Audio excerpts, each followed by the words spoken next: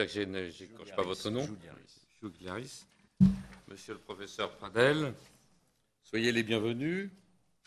L'Assemblée nationale a désigné une mission d'information avec deux députés, l'un de la majorité et l'autre de l'opposition. Un peu une première. Et nous sommes en train de réunir les avis, les conseils, les opinions de multiples personnalités afin de bien vouloir nous éclairer sur le problème fondamental dans une société qui est celui de la révision des condamnations pénales. Chacun comprend bien qu'il y a deux grands principes qui s'opposent. D'un côté, l'autorité de la chose jugée, fondement bien évidemment de l'état de droit, et de l'autre côté, fondement non plus simplement de l'état de droit mais de l'humanité, qui fait qu'il ne doit pas y avoir d'innocents en prison. À partir de ce moment-là, comment peut-on faire? Certes, d'abord au moment où les décisions sont prises, mais surtout au moment où, ayant été prises, il se trouve qu'un certain nombre de personnes se trouvent innocentes et en prison. Nous avons eu avec Georges Fenech un chiffre qui nous semble intéressant, qui nous a été donné par l'une de nos administratrices. Il y a eu 64 acquittements sur 1200 personnes rejugées entre 2003 et 2005. C'est-à-dire que nous avons voté en 2000 le double degré d'appel en matière de cour d'assises. Et donc, nous avons pu constater que sur 1200 personnes qui ont utilisé ce droit d'appel, 64 qui avaient été condamnées ont été acquittées sur 3 ans. À ce chiffre, on doit en opposer un autre, qui est celui des décisions de cour d'assises qui ont été suivies d'une décision d'acquittement le plus souvent, 8 depuis 1945. Donc moins d'une tous les 10 ans, alors que là, nous en avons 64 en 3 ans. Vous me direz que ce n'est pas la même chose, puisque ce n'est pas forcément sur un fait nouveau, je le sais bien. C'est le même dossier en appel de cour d'assises qui est évoqué, bien sûr. Mais quand même, ça interpelle fortement. Deuxième chose qui nous interpelle fortement, c'est que malgré tous les progrès de la police scientifique, en particulier, nous avons entendu ce matin, de l'ADN, découverte colossale des temps modernes, nous n'avons eu pratiquement aucune incidence. Pratiquement aucune. Ce ne sont pratiquement pas sur des problèmes d'ADN que les personnes ont été acquittées après avoir été condamnées. C'est le plus souvent parce qu'on a retrouvé, à la suite d'une déclaration d'elle-même, le véritable coupable. Savoir l'affaire Machin, par exemple. Donc nous aimerions avoir sur ces différents problèmes votre opinion. Que faut-il faire? Nous sommes en quête de vérité avec Georges Fenech. Et nous déposerons une proposition de loi l'an prochain. Ça concerne aussi bien la protection des preuves, ça concerne aussi bien les personnes susceptibles de saisir la commission de révision, les pouvoirs de celle-ci, les pouvoirs de la Cour de révision, les pouvoirs de la commission de réexamen. Que faut-il transformer? Nous sommes dans cette quête de vérité. Voilà, c'est quelque chose qui nous semble extrêmement important. Je donne la parole à Georges Fenech.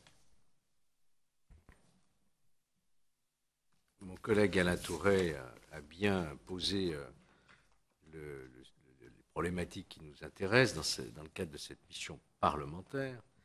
À mon tour, je tiens à vous dire toute ma satisfaction de vous recevoir aujourd'hui. Donc, Alexandre Juliaris, dans sa qualité de délégué général de l'Institut pour la justice, qui regroupe quelques 70 000, je crois, adhérents, 400 000 sympathisants, ce qui n'est pas rien. Et nous vous connaissons surtout pour vos travaux et votre implication pour la reconnaissance du statut de victime, notamment dans le procès pénal.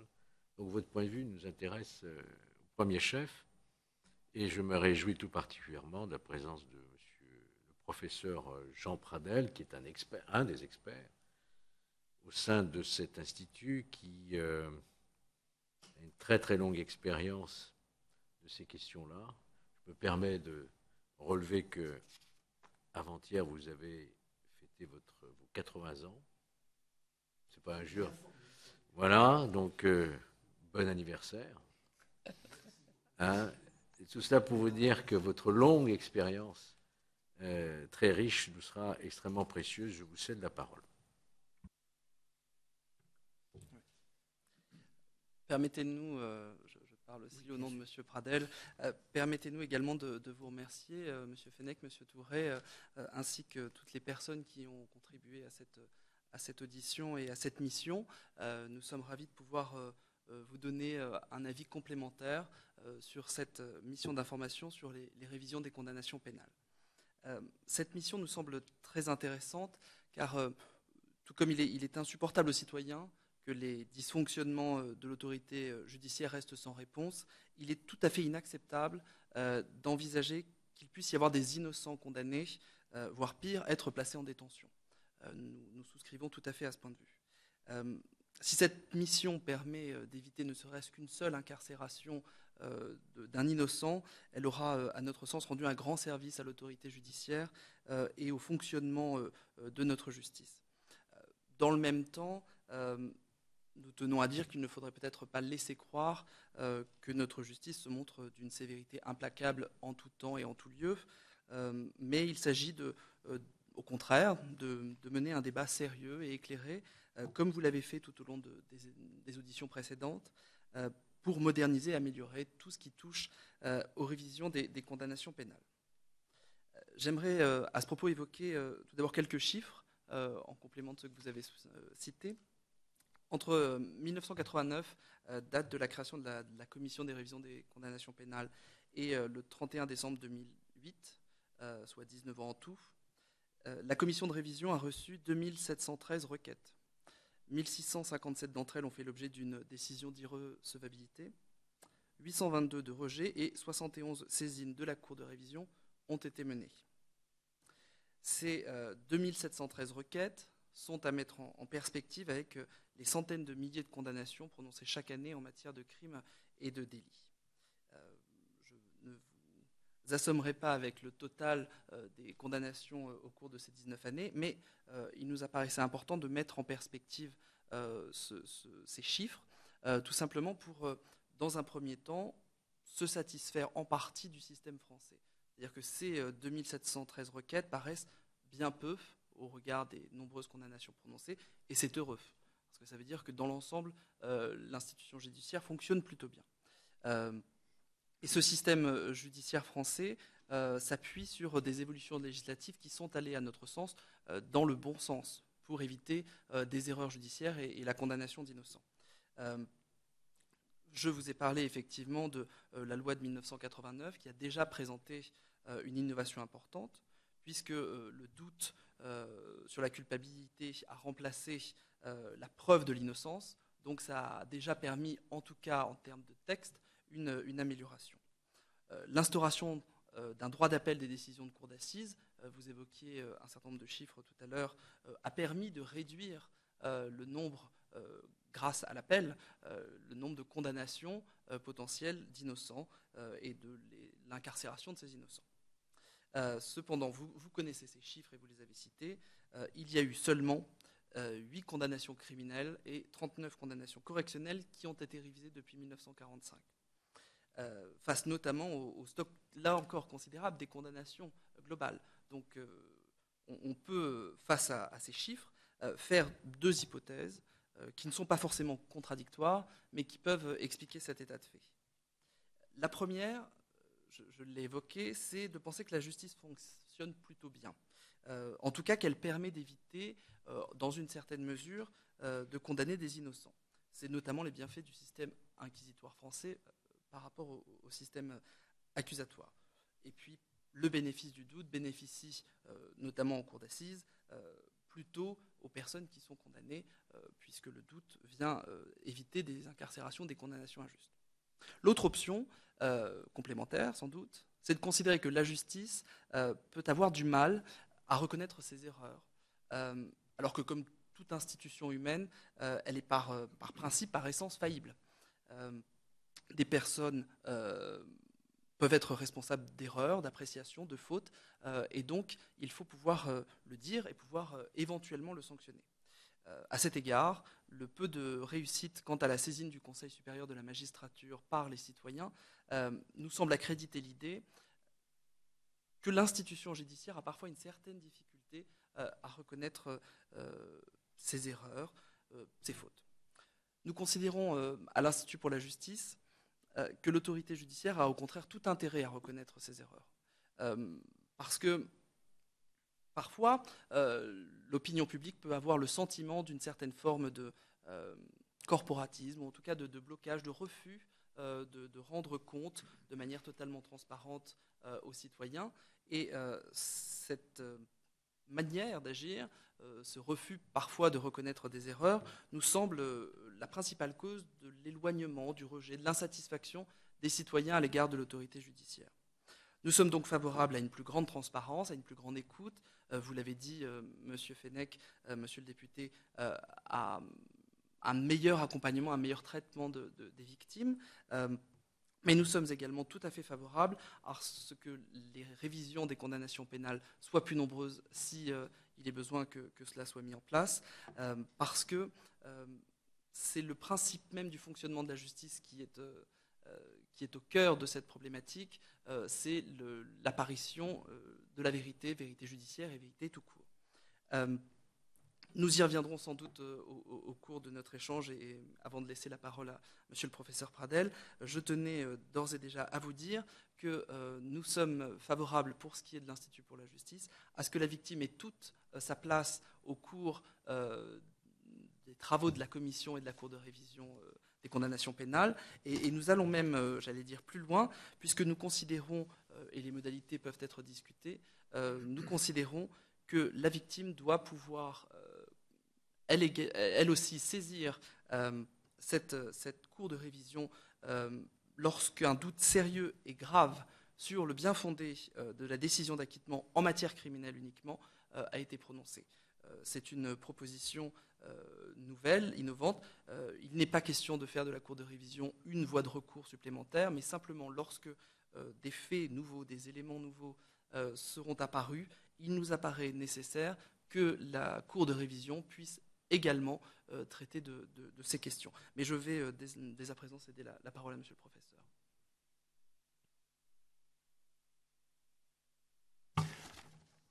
Messieurs les députés, permettez-moi de vous dire tout le plaisir et l'honneur que je ressens à comparaître devant votre haute instance.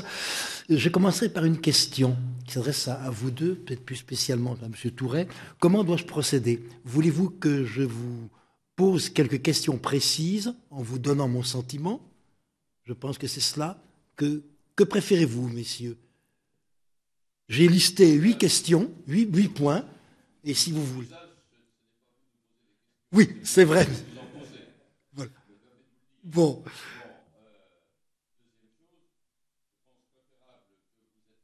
Bien.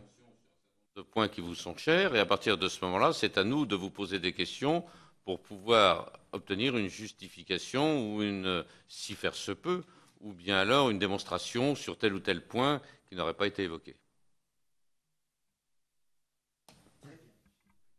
Alors, une première question est celle-ci. Actuellement, nous avons donc une commission et après une cour de révision. Faut-il garder cette dualité ou faut-il fondre en un seul organisme ces deux entités actuelles? Ma réponse est extrêmement claire et je serai ici conservateur. Il faut, je crois, garder cette dualité. Il faut la garder pour 2 raisons. La première raison, c'est que ça fonctionne bien. La deuxième raison, c'est que la fonction de la commission, qui statue en premier, n'est pas exactement la fonction de la deuxième organisme. En effet, cette commission est en fait une sorte de chambre d'instruction. qui apprécie les preuves et qui la vraisemblance de la condamnation ou sont mal fondées et qui en même temps sert de filtre. Alors que la seconde juridiction, qui est la Cour de révision, a une fonction plus proche de ces juridictions de jugement.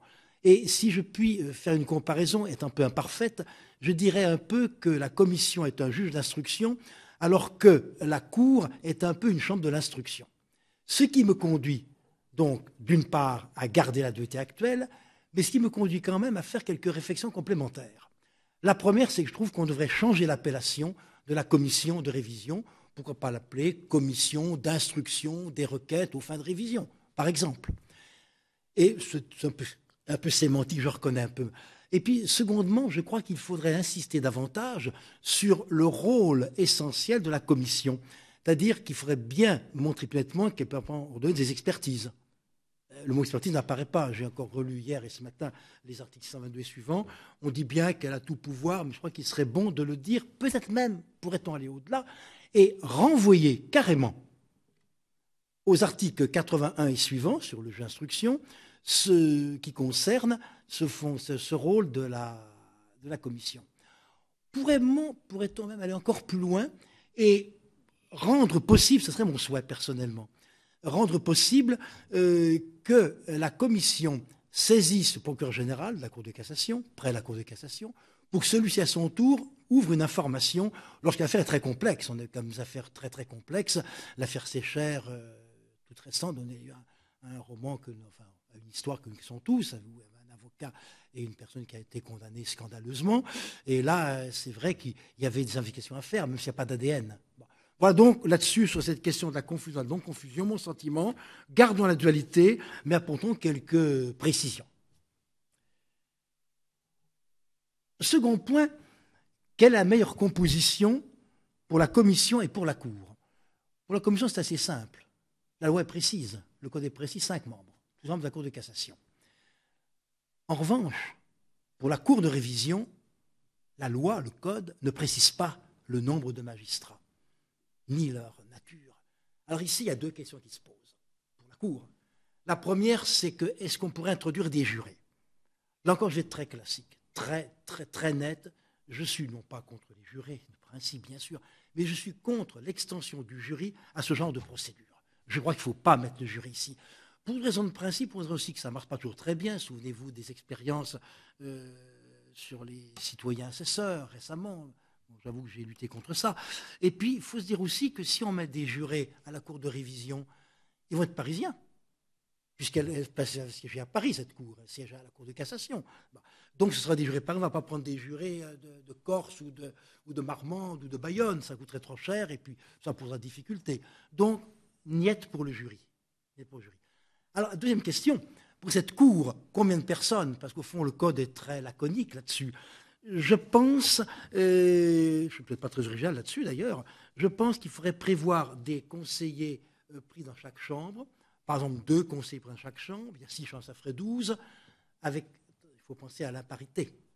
On ne peut pas, dans une cour à 12, ça se fait pour la cour d'assises, mais avec une majorité spéciale. Là, nous n'aurions pas la majorité spéciale ou la majorité de faveur. Donc, il faudrait voir 13 personnes. On pourrait prendre une personne de plus, peut-être 3 membres qui viendraient de la chambre criminelle et 2 membres qui viennent des autres chambres. Voilà, c'est une simple proposition.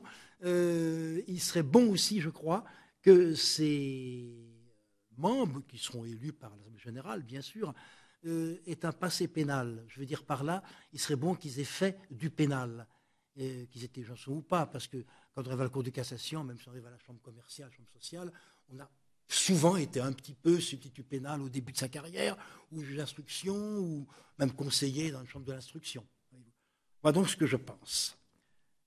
La troisième question, faut-il distinguer entre faits nouveaux et éléments inconnus? La loi, dans le filet de 622, donne ces 2 indications. Et ici, j'avoue que j'ai quelques difficultés à m'exprimer parce que je sens mal la différence entre le fait nouveau et l'élément nouveau. Alors, il semblerait que l'élément soit plus vaste que le fait. Peut-être, mais ce n'est pas très précis. Je me demande, moi, si le mieux ne serait pas, et ça c'est ce que je propose, de partir d'un autre concept très large, qui serait celui de données nouvelles. Alors à ce moment-là, on ne parlerait plus, on peut à la limite laisser les choses telles qu'elles sont actuellement, mais je préférerais que l'on parle de données nouvelles, et on pourrait le définir ainsi. On pourrait parler de données nouvelles, inconnues des premiers juges, et qui, si elles avaient été connues, auraient pu modifier leur jugement. Donc données nouvelles, inconnues des premiers juges, et qui, si elles étaient connues, ou au pluriel, c'est un pur données nouvelles, auraient pu changer ou modifier leur décision. Autre question, celle du doute. Alors oui, le doute, est-ce qu'on peut parler d'un doute léger ou s'il faut qu'un doute sérieux? Moi, je me refuse beaucoup à établir une échelle du doute. Pour moi, dès qu'il y a un petit doute, il y a un doute. Je ne vois pas comment on peut vraiment distinguer le grand doute du petit doute. Là, ça devient une espèce d'alchimie, de subtilité, qui est peut-être propre aux mathématiciens, mais qui nous travaillons des sciences humaines, et ça me paraît très difficile de distinguer comme ça. Moi, je pense que là-dessus, il faut s'attacher à une conception in concreto. D'ailleurs, les magistrats qui connaissent de ces points de révision apprécient in concreto, et puis dès qu'il y a un doute, sérieux certes, ça pourrait entraîner l'annulation de la condamnation. Mais ne parlons pas de doute futile léger, parce que si on introduit la notion de doute futile léger, ou de doute léger, ou de doute quelconque, on aura des débats. Des personnes vont dire « Ah, mais là, le doute n'est pas léger, il est quand même très important, on n'a vraiment pas la preuve. » Il y aura des discussions sémantiques, genre sexe des anges, et on n'en sortira pas. Donc moi, je crois qu'il faut garder l'idée de doute et lui donner son caractère in concreto, espèce par espèce. Autre question, quel rôle apporter à la partie civile dans la révision? Je dis d'abord que pour moi, la partie civile, ce n'est pas tout à fait la victime. La victime peut quand même se passer partie civile. Auquel cas, bien sûr, la victime simple aura moins de droits que la partie civile, si on veut accorder droit à la partie civile. J'observe d'abord que l'article 625, alinéa 3, le Code dit déjà que la Cour de révision statue en présence des parties civiles. Mais en présence, ce n'est pas très important. Ça donne aux parties civiles un rôle très neutre. Elles sont témoins, elles sont là, elles assistent, elles peuvent émettre peut-être. Je crois qu'il faut aller plus loin. Premièrement, je crois que la partie civile devrait être consultée, toujours, être consultée sur une remise en liberté lorsque les juges envisagent une remise en liberté. Et là, je pense qu'on peut également l'accorder à la simple victime. Parce qu'imaginez que le procédure de révision est en branle et les magistrats décident de la mise en liberté, une affaire de viol, par exemple. Bon. Et puis alors, personne revient donc chez elle, et elle rencontre sa victime dans l'escalier ou dans le jardin de la résidence s'il y en a. Donc là, je crois qu'il faudrait que la partie civile, et même la victime cette fois, soit consultée, quitte à ce que les juges ne suivent pas son avis, certes, mais qu'elle soit consultée sur l'opportunité d'une mise en liberté avant décision finale. Première chose. Secondement, je crois que la victime, partie civile cette fois, nécessairement civile, doit être entendue nécessairement lors de la procédure de révision.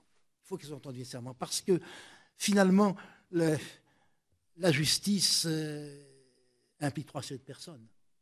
Les magistrats, bien sûr, l'accusé ou le prévenu, c'est surtout l'accusé qui m'intéresse, et puis la victime. La victime ne comptait pas en 1810. On assiste à une lente ascension de la victime.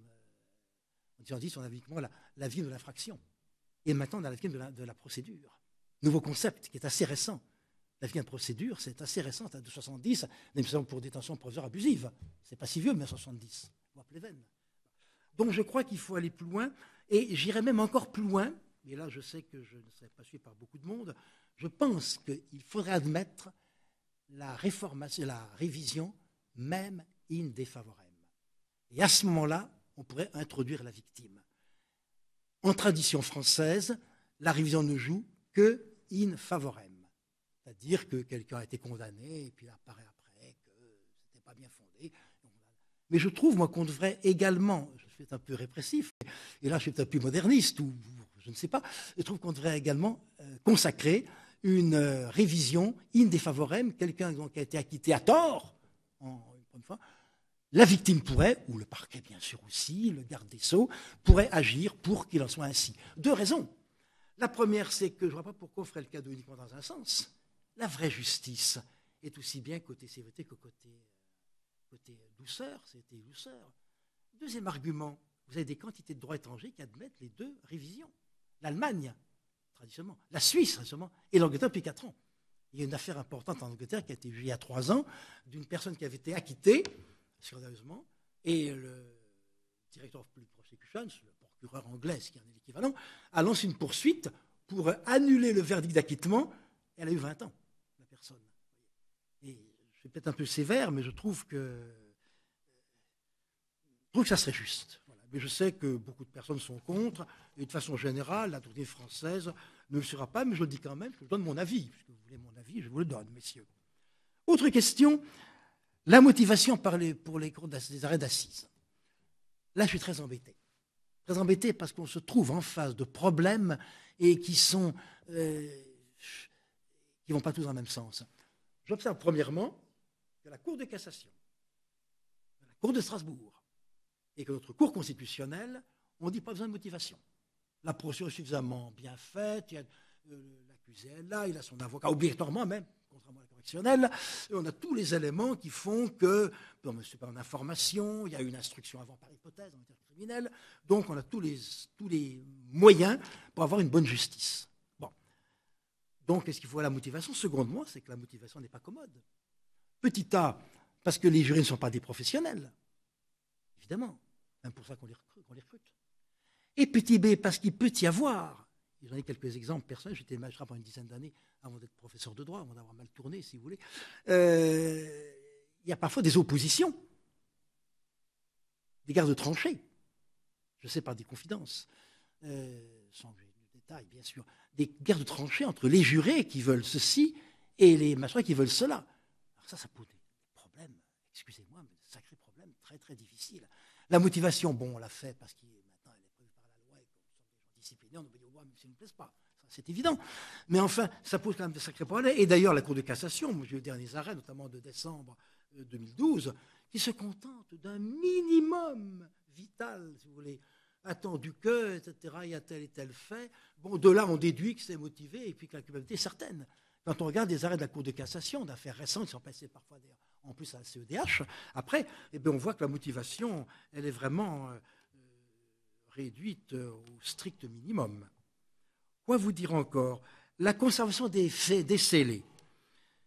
Oui, on est pris entre deux feux. D'abord, on peut avoir besoin des scellés. Ce sont des preuves, c'est exemple. On peut avoir besoin des scellés, même plusieurs années après, en cas de procédure de révision. D'un côté, les scellés, ça embarrasse au sens matériel, ça prend de la place. Puis les scellés, ça se détériore. Il y a l'humidité, il y a les rats, il y a les courants d'air, il y a les vols, que sait-on jamais dans les greffes, ça arrive parfois. Et donc, on est un petit peu embarrassé. Alors, je pense que certains ont évoqué l'idée selon laquelle le procureur essaierait de supputer s'il va y avoir ou pas, peut-être une révision, à ce moment-là, une procédure de révision, à ce moment-là, on pourrait allonger le temps. Je trouve que c'est un petit peu subjectif tout ça. Moi, je proposerais, je suis convaincu qu'à moitié cette fois, très franchement. Jusqu'à présent, j'étais très convaincu, là, un peu moins. Pour la matière correctionnelle, qu'on garde les scellés au moins 5 ans, et quand il y a le criminel, on les garde au moins 10 ans. Par contre, ce qui serait très bon, c'est qu'on fasse à la demande des parties un enregistrement systématique. Ça ne se fait pas actuellement, dans des cas très particuliers, les archives historiques de la justice, mais ce serait particulier. Et je crois que si une partie, y compris la partie civile, demande d'un enregistrement des débats, en prévision, en portefeuille, en cas de ce qui pourrait se présenter dans quelques années après, à ce moment-là, je crois qu'il faut le faire. La technologie est suffisamment évoluée aujourd'hui pour que l'on puisse envisager la chose. Dernière chose, alors deux petites choses en marge de cela.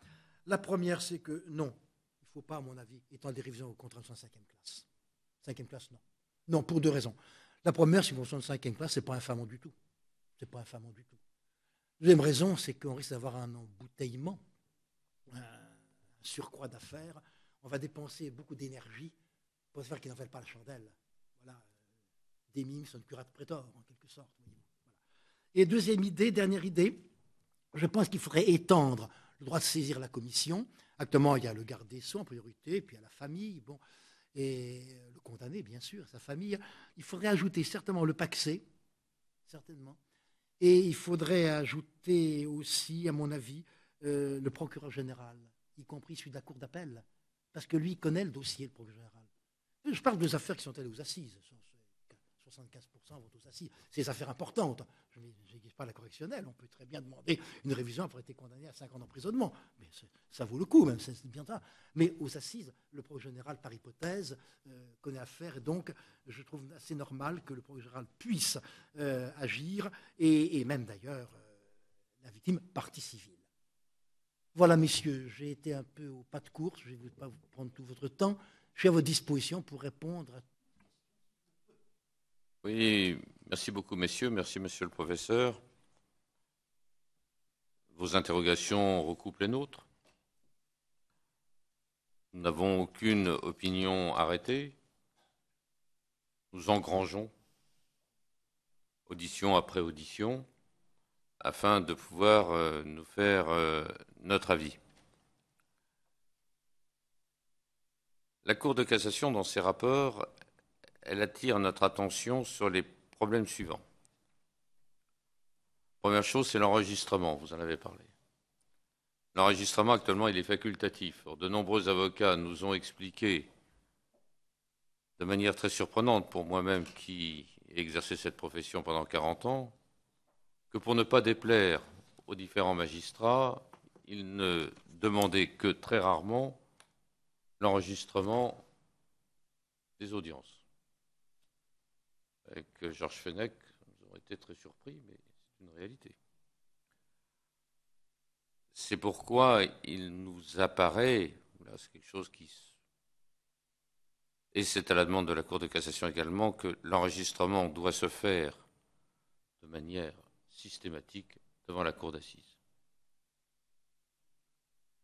Que les arguments matériels ne tiennent pas,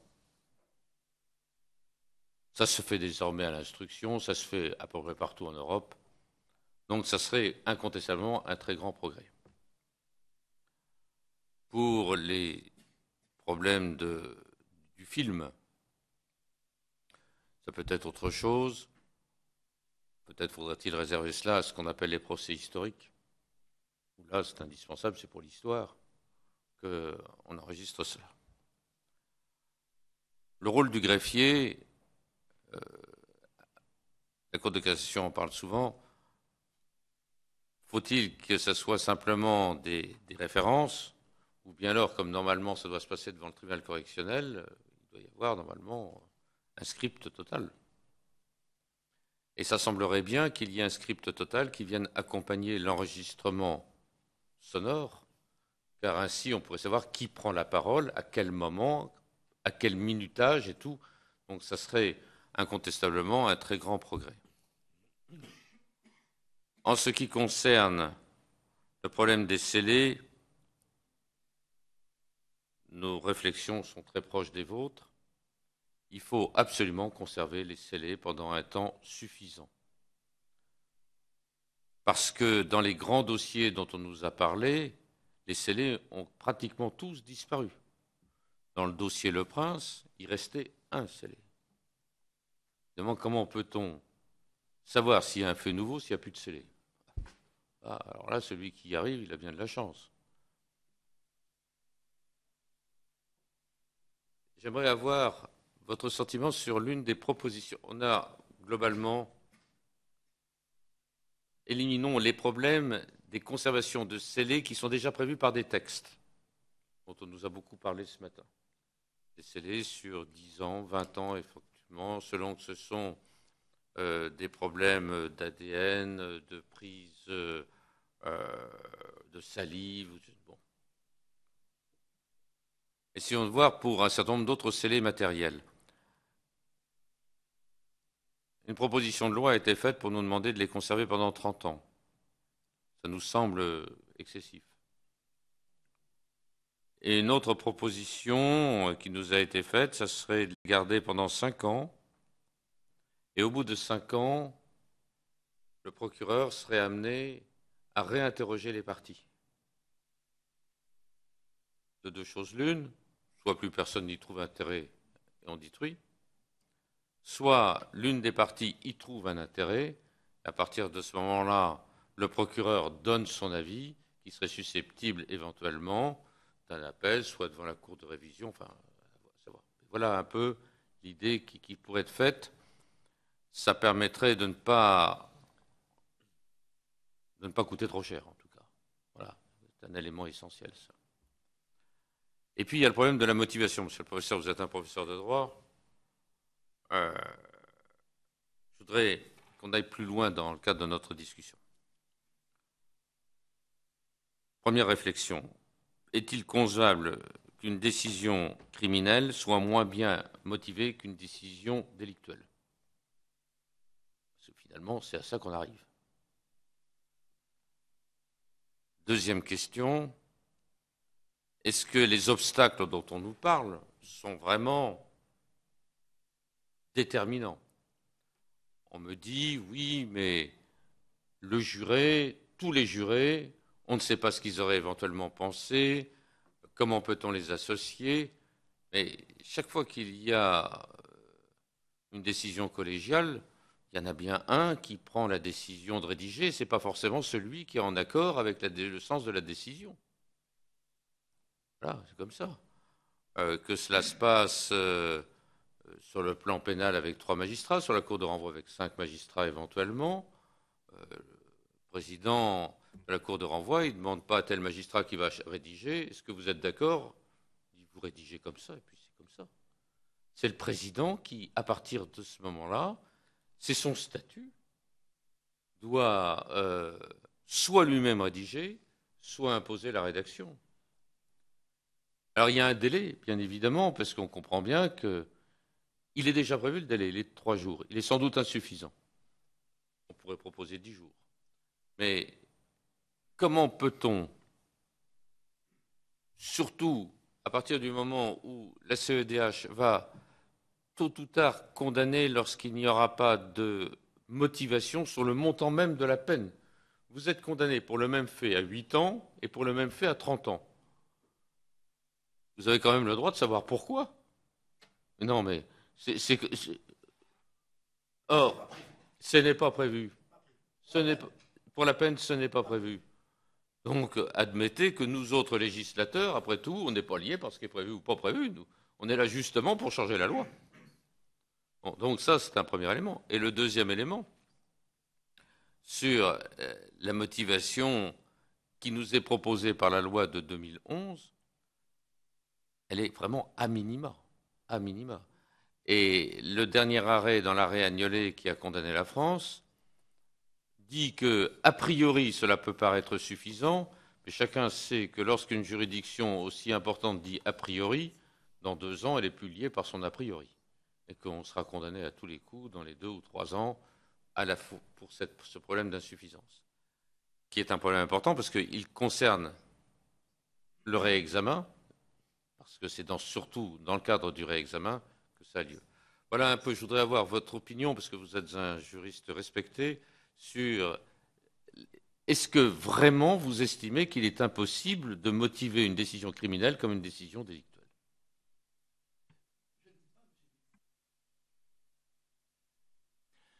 Je dis simplement que c'est plus difficile qu'en matière correctionnelle parce qu'il y a des jurés et parce qu'il y a une autre règle que je n'ai pas dit tout à l'heure mais que je dis maintenant, c'est celle du secret.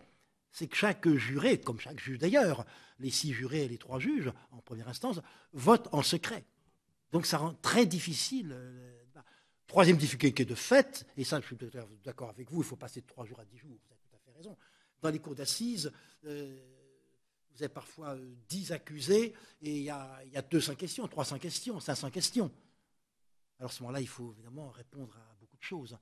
Je crois qu'une motivation est souhaitable, effectivement, je crois, malgré que les 3 grandes cours, la nôtre, les 2 nôtres et puis celle de Strasbourg, ont dit ce n'est pas la peine. Hein. Je dis, voilà. Je sais que ça a arrangé beaucoup de juges, je sais. Oui, mais la France a été condamnée à de multiples reprises pour ne pas le respecter. Alors, vous comprenez que, voilà, bon. Et encore cette année, 5 fois en début d'année. Bon. Et il nous a été proposé, je voudrais avoir votre opinion là-dessus, qu'il y ait une obligation pour les avocats de déposer des mémoires au début du dossier criminel, au moment où les assises s'ouvrent. Qu'est-ce que vous en pensez?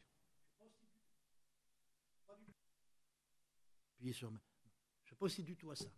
Ça fixera des bornes, on saura vraiment où on va. Alors, dernière question, pour rebondir sur ce que vous avez dit, monsieur le député, tout à l'heure. Vous avez dit que c'est vrai qu'il y a une motivation pour la culpabilité, pas pour le quantum de la peine, c'est vrai. Mais là, j'ai peur que si on entre dans la motivation sur le quantum de la peine, on va avoir des clauses de style. Les faits sont graves, donc ça mérite. Il n'a pas de regret, donc il mérite plus, etc. Voyez-vous. Il n'a pas cherché à réparer sa victime, donc on va avoir des clauses de style qui vont pas apporter grand-chose, moi je crois. Moi je crois que l'important c'est la motivation de la culpabilité, sur la culpabilité. C'est mon sentiment, monsieur le député. Oui. Ben écoutez, oui. Oui. Moi, je vous remercie d'avoir abordé tout le spectre de cette réforme en préparation. Toutes les questions, vous avez répondu et donné très clairement votre position. Simplement, je voudrais, en complément des questions posées par Alain Touret, relever un petit paradoxe, si vous permettez. Vous nous dites il faut élargir la composition de la Cour de révision à toutes les chambres de la Cour de cassation, et pas uniquement donc la chambre criminelle, 3 chambres criminelles, de façon à obtenir un nombre impair, puisque le délibéré, le vote aura lieu à la majorité. Et en même temps, vous rajoutez, mais ça serait quand même bien que parmi les autres magistrats des autres chambres, ils aient fait un petit peu de pénal quand même. Je trouve qu'il y a un petit peu un paradoxe parce que finalement, l'ouverture aux autres chambres, c'est pour avoir un regard un peu neuf, si on a un regard de civiliste, de commercialiste. Bon, il n'y a pas forcément l'écueil, en fait, pour se dire les choses très clairement, c'est le soupçon un peu je dirais pas du corporatisme, mais comment vous dire, je ne trouve pas le terme, le soupçon qui pèse sur la chambre criminelle, stricto sensu, d'avoir à rechercher toujours le soutien, de venir en renfort des décisions de pénalistes dont eux-mêmes ont exercé ces fonctions, la plupart. Donc, je ne vois pas bien l'intérêt, et puis comment d'ailleurs, comment aller rechercher dans la carrière des uns et des autres, s'ils ont fait du pénal et à quel niveau. Pensez-vous pas qu'il faut simplement dire que toutes les chambres soient représentées à hauteur de 2 conseillers par chambre, sans aller rechercher quel est le statut, la carrière de ces magistrats. Vous voyez? Oui, effectivement, on peut très bien raisonner comme ça.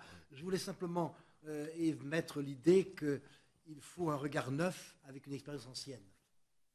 Et c'est vrai que tous les conseillers, les chambres commerciales, sociales et droits civils, ont bien fait un peu de pénal dans leur vie. De toute façon, je crois quand même qu'une expérience de quelques années de pénal n'est pas mauvaise. Ça On n'enlève est quand même rien. sur le plan pénal. Oui. Sur le plan pénal. En tout cas, l'important, c'est que vous estimiez qu'il fallait ouvrir la composition. J'ai noté aussi une formulation intéressante qui recoupe d'ailleurs un peu celle des juridictions internationales. Quand vous dites, vous parlez de données nouvelles, alors inconnues des premiers juges et qui auraient pu modifier la décision. Oui, ça rejoint une décision dont Alain Touret va peut-être vous donner lecture, la formulation qui a été retenue par la Cour pénale internationale et qui est à peu près dans le sens de votre formulation. Comme ça, on évite de mots frais Oui. et éléments, quoi. Non, ce n'est pas sur la notion de données nouvelles, c'est sur la notion qui aurait pu modifier la décision. Qui aurait pu modifier. Pas forcément, 84. Qui aurait pu. C'est l'article 84 du statut de la Cour pénale internationale qui parle de découverte d'un fait nouveau qui n'était pas connu au moment du procès et qui, s'il avait été établi, aurait vraisemblablement entraîné un verdict différent. Oui, vous n'en êtes pas loin.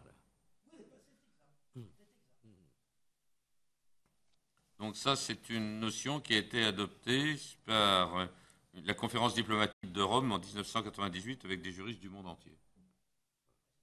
Qui donne sa force. Et puis, je voudrais enfin remercier Alexandre Juliaris d'avoir répondu et fait part de son point de vue, et notamment insisté sur la place de la victime dans ce procès également, dans cette révision criminelle. Et nous avons bien noté votre souhait de voir la partie civile et la victime associées au stade de cette procédure. C'est bien cela. Hein, dans une espèce d'équilibre, comme la Grande-Bretagne, la Suisse et l'Allemagne, nous avez-vous rappelé. Voilà, il me reste à vous remercier. Merci, monsieur le professeur. Merci, monsieur. Merci, messieurs, de nous avoir entendus.